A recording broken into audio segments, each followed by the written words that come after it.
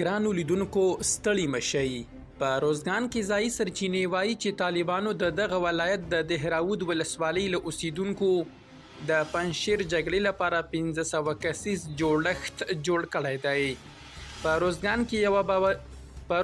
کې یوه باوري سرچینه چې نه غواړي نوم یې واخیستل شي د درېنۍ یا سې شنبې پر ورځ د غبرګولي پر 10 له اشتسوب ورځپاڼې سره په خبرو کې وایي چې دغه کسان تازه له مقاومت ډلې سره د جګړې په موخه بسیج شوي دي. دغه جوړښت د دونۍ یا دوشنبې پر شپه د طالبانو لخوا رامنځته شوی دی.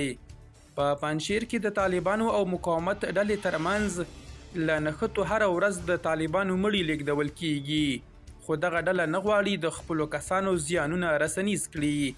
درنو لیدونکو له ملتیا مو مننه.